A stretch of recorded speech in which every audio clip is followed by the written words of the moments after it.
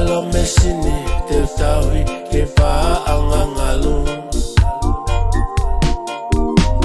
Ikai kuokona ifo afa itoka Mo oni elea kohai tenela baki soloba Pehe ange mai koha halatu kawa kaunonga Filisia e ofani te tawi ke lau ikuonga No foa asi oku ofa anga Ofa ke manu ia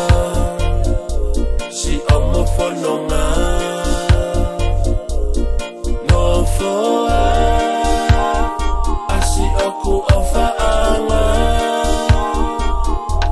Ke kau alangi si omofeinga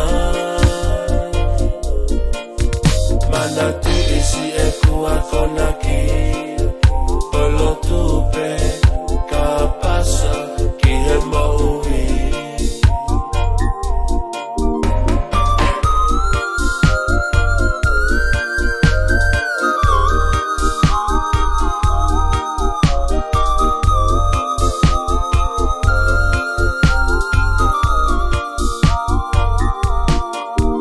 Amanaki mo ete whaka amu